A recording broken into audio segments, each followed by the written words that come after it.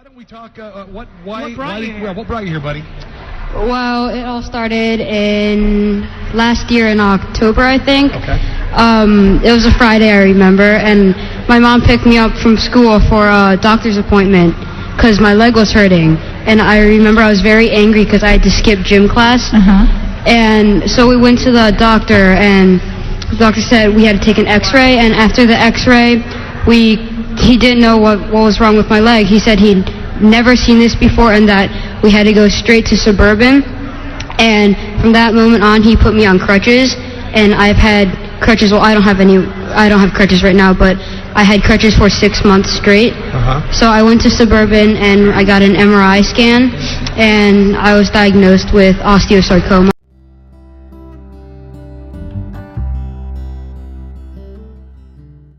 When they told me that there was something wrong with his x-rays, like Jaiwen said, the doctor said he had never seen anything like it before, and he told me that he thought it was bone cancer, but that we needed to get an MRI to confirm it. So he basically just put Jaiwen in a leg brace, brought out crutches for him. He said he couldn't bear weight because there was the danger of him fracturing his bone.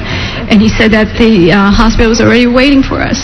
And I remember having to call my daughter because I was supposed to pick her up to take her to volleyball. And I broke down when I was talking to her, when I was trying to explain why I couldn't go home and get her.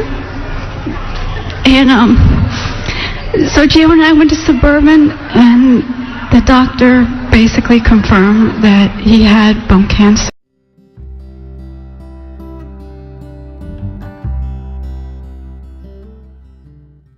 Not my son. How could it happen to Jaiwen? He went into the doctor's office, a healthy boy, and he left in crutches, and the doctor was telling me that it was very serious and that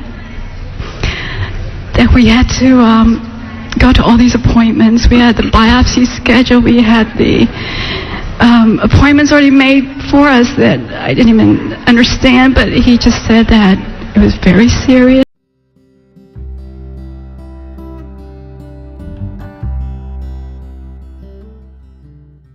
And with Jaiwen, the pain usually came in the middle of the night, unexpected, when we were trying to sleep. And when it hits him, it's unbearable. So this is one of the entries that I put down to describe that one of the nights. At 5:00 a.m., Jaiwen asked for more pain medicine, a whole tablet this time. I couldn't massage him anymore because my wrist had become swollen to a point where it hurt to move. I was lucky to find an Advil mixed in with my vitamins, and as we both lay there in the dark, waiting for relief to come, I thought about how I had become in these 10 months. How is it that the mere act of massaging my son's leg could cause my wrist to swell up so much? How pathetic, how unreliable. I was angry. And just when I thought he had fallen asleep, Jaiwen's voice came out of the dark, and he asked how my hand was, asked if the medicine had worked. And then we both just started laughing, probably because we were just so happy to be pain-free. No more pity party. We're going to be just fine.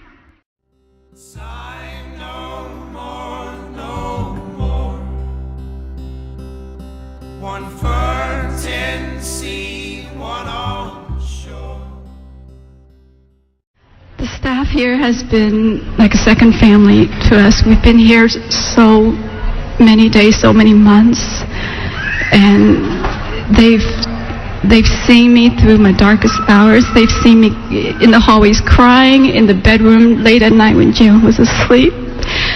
When I was sitting there in the dark, they came, and there was always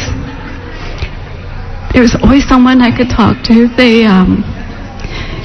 really cared. Jaiwen wasn't just another patient here. They knew him. They knew his story. They were with us from the very beginning. Mine is a giddy thing. Oh, mine is a giddy thing.